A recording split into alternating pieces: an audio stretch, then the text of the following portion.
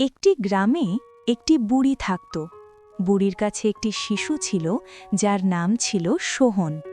বুড়ির ছেলে ও পুত্রবধূ একটি দুর্ঘটনায় মারা যায় যখন সোহনের বয়স মাত্র 1 মাস ছিল।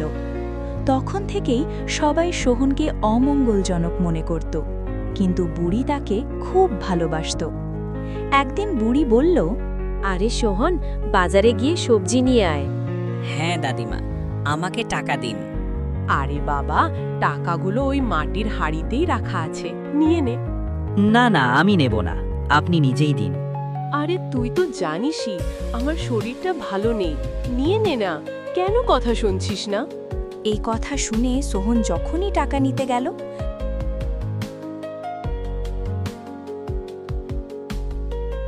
ঠিক তখনই হাড়িটা ভেঙে গেল। তখন বুড়ি বলল, কোনো কথা নয়, ভেঙে যেতে দে, আমি আরেকটা নিয়ে আসব। কিন্তু দাদিমা, আপনি আর কতবার আনবেন? এটা তো প্রথমবার নয়, এই কারণেই তো বলেছিলাম আপনি নিজেই টাকা দিন। আরে কোনো কথা নয়, যা এখন বাজারে গিয়ে সবজি নিয়ে আয়। হ্যাঁ, ঠিক আছে দাদিমা। এই কথা শুনে সে বাজারের দিকে চলে গেল। তার চলে যাওয়ার পর বুড়ি বলল, আমার নাতি যখনই কোনো জিনিস ছোঁয় সেটা ভেঙে যায়, সত্যিই কি সে এতটাই অমঙ্গলজনক? এই বলে বুড়ি খুব দুঃখ পেল। অন্যদিকে সোহন বাজারে পৌঁছাল। বাজারে গিয়ে সে সবজিওয়ালাকে বলল, কাকা, আমাকে সবজি দিন। না না, আমার কাছে সবজি নেই। আপনি কি বলছেন? এখানে তো সবজি রাখা আছে। বলেছি না, তোর জন্য আমার কাছে সবজি নেই। জানি না তুই কিভাবে অমঙ্গলজনক। তুই সবজি নিয়ে গেলে হয়তো আমার উপরও তোর অশুভ ছায়া পড়ে যাবে। এখান থেকে চলে যা।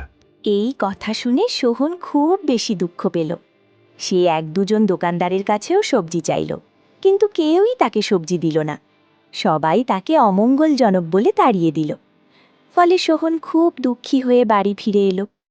যখন বুড়ি দেখল সোহন সবজি আনেনি, তখন বলল, আরে বাবা, সবজি আনিসনি? না দাদিমা, কেউ আমাকে সবজি দেয়নি। সবাই আমাকে অমঙ্গলজনক বলে তাড়িয়ে দিয়েছে।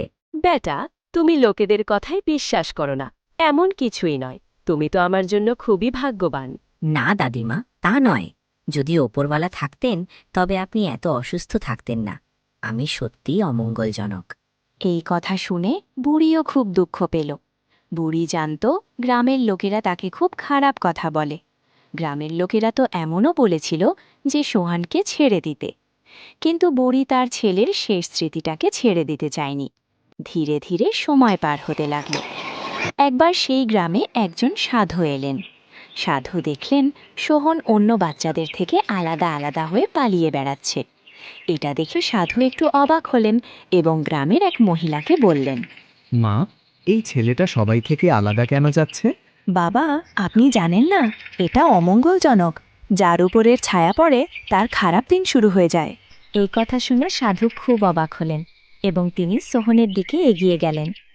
সোহন পিছিয়ে যেতে লাগলো। এটা দেখে সাধু বললেন, বেটা, পিছিয়ে যেও না, আমাকে দেখে ভয় পেও না। না না, আপনি দূরে থাকুন, না হলে আপনার উপর আমার খারাপ ছায়া পড়ে যাবে। এই কথা শুনে সাধু হেসে বললেন, বেটা, এমন কিছুই হয় না, এসব উপরওয়ালার মায়া।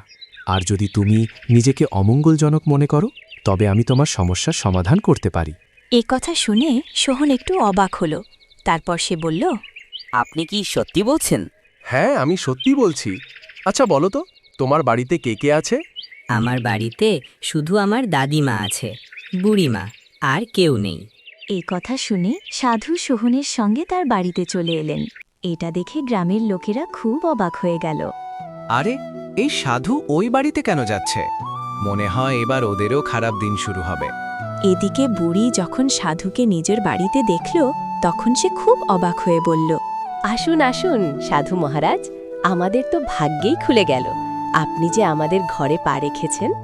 আমি শুনেছি তোমার নাতিকে সবাই অমঙ্গলজনক বলে। এ কথা শুনে বুড়ি খুব দুঃখ পেল এবং বলল, সত্যি বলতে কি, সবাই তাই বলে, কিন্তু আমি এটা মানি না, কারণ সে আমার ছেলের শেষ স্মৃতি। তারপর সাধু বললেন, যদি তুমি চাও, আমি তোমার নাতিকে খুব ভাগ্যবান বানাতে পারি। এই কথা শুনে বুড়ি খুব অবাক হয়ে বলল, আপনি কি সত্যিই বলছেন? এটা কি সম্ভব সাধু মহারাজ? হ্যাঁ হ্যাঁ, কেন সম্ভব হবে না? কিন্তু এর জন্য তোমার নাতিকে নিজেকেই সেই পরীক্ষায় উত্তীর্ণ হতে হবে। কোন পরীক্ষা? আপনি কি বলতে চাইছেন? এরপর সাধু বুড়িকে সব কথা খুলে বললেন। সব কথা শুনে বুড়ি খুব চিন্তিত হয়ে পড়ল এবং বলল, না না, আমি আমার ফুলের মতো শিশুকে সেখানে পাঠাতে পারবো না। ও তো এখনো খুব ছোট। আমি জানি, কিন্তু যদি ও বড় হয়ে যায় আর যদি এর অমঙ্গলজনক ভাব ওকে ছেড়ে না যায়, তাহলে তুমি জানোই তো লোকেরা ওর সঙ্গে কেমন ব্যবহার করবে। এই কথা শুনে বুড়ি গভীর চিন্তায় পড়ে গেল। অনেকক্ষণ ভাবার পর সে বলল, কিন্তু আমার নাতি তো খুবই ছোট, সে ওই প্রশ্নগুলোর উত্তর কিভাবে দেবে? তুমি চিন্তা করো না, উপরওয়ালা যা করেন সব ভালোই করেন। নিশ্চয়ই তিনি এর জন্যও কিছু ভেবে রেখেছেন। এরপর বুড়ি সোহনকে নিজের কাছে ডেকে বলল, তুমি কি সত্যিই সেখানে যেতে চাও? হ্যাঁ হ্যাঁ দাদিমা, আমি সেখানে যেতে চাই, যাতে আমার অমঙ্গলজনক ভাব দূর হয়ে যায় আর কেউ আমাকে আর অমঙ্গলজনক না বলে। এই কথা শুনে বুড়ির চোখে জল এসে গেল। এরপর সে সাধুকে বলল, ঠিক আছে, আপনি আমার নাতিকে পথটা দেখিয়ে দিন।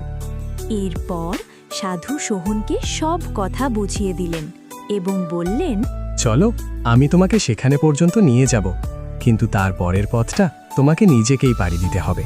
এরপর সাধু সোহনকে সঙ্গে নিয়ে গ্রামের বাইরে জঙ্গলের দিকে নিয়ে গেলেন। জঙ্গলে পৌঁছে সাধু সোহনকে বললেন, আমি তোমাকে এই জঙ্গলের মাঝখানে ছেড়ে দেব। এখান থেকে তোমাকে নিজেকেই যেতে হবে। কিন্তু আপনি আমার সঙ্গে সামনে যাবেন না? না, কারণ এখান থেকেই এক মায়াবী পথ শুরু হবে। এই মায়াবী পথে চলেই তোমাকে নিজের ভাগ্য বদলাতে হবে। তোমাকে যাই জিজ্ঞেস করা হবে, খুব ভেবেচিন্তে তার উত্তর দেবে। সেখানে কি আমার সামনে কোনো রাক্ষস আসবে? না না, তেমন কিছুই হবে না। আর যদি এসেও যায়, তাহলে ভয় পাওয়ার কোনো দরকার নেই, কারণ তুমি খুব সাহসী। সবসময় এটা মনে রাখবে। এই কথা শুনে সোহান মাথা নেড়ে হ্যাঁ বলল। এরপর সাধু তাকে জঙ্গলের একদম মাঝখানে নিয়ে গিয়ে বললেন, এখন তুমি এখান থেকে সামনে যাও।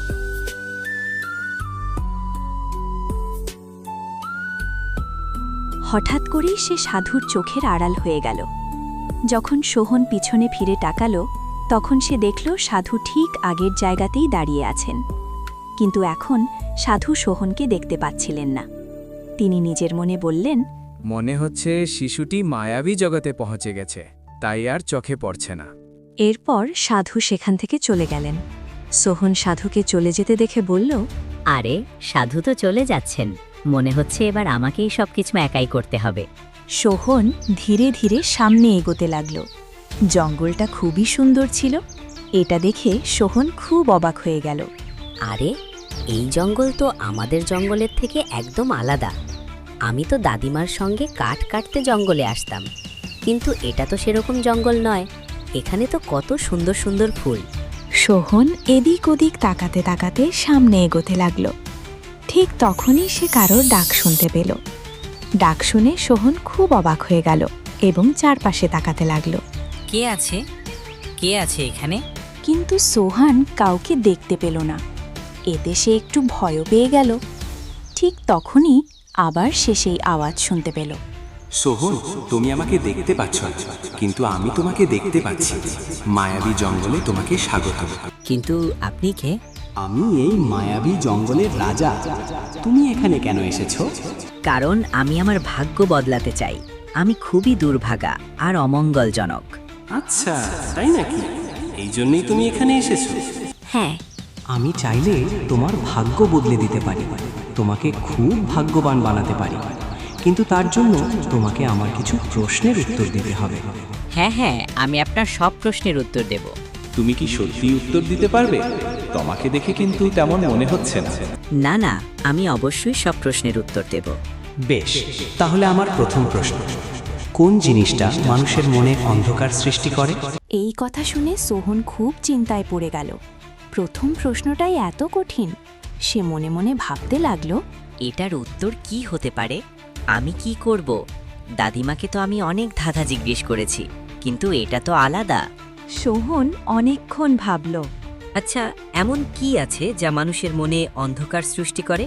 ঠিক তখনই তার দাদিমার কথা মনে পড়ল। সে বলল, হ্যাঁ, আমি জানি। ঈর্ষা ঈর্ষাই মানুষের মনে অন্ধকার সৃষ্টি করে। আরে বাহ, তুমি তো একদম ঠিক উত্তর দিলে। এখন দ্বিতীয় প্রশ্ন, সোনার সেই জিনিস যা বিক্রি করে না স্বর্ণকার, মূল্য তার বেশি নয়, তবু ভারী তার ভার। এই কথা শুনে সোহন আবার চিন্তায় পড়ে গেল। সোনার জিনিস যা স্বর্ণকার বিক্রি করে না? হঠাৎ তার মনে পড়ল। সে বলল, এর উত্তর চারপাই, কারণ চারপাই সোনার কাজে লাগে। খুব ভালো, তুমি তো খুব বুদ্ধিমান। ঠিক তখন তার সামনে একটি দরজা খুলে গেল। এটা কিরকম দরজা? এখন তুমি এর ভেতরে যাও, এখান থেকেই তোমার ভাগ্য খুলতে শুরু করবে। এই কথা শুনে সোহন ভেতরে ঢুকে পড়ল। ঠিক তখনই সেই জাদুকরী কণ্ঠ বলল, এখন তোমার তৃতীয় প্রশ্ন। 3 পায়ের প্রজাপতি স্নান সেরে বের হয়। এই কথা শুনে সোহন হেসে ফেলল। আরে এটা তো সমস্যা। এই ধাঁধাটা তো দাদিমা আমাকে বলেছিলেন।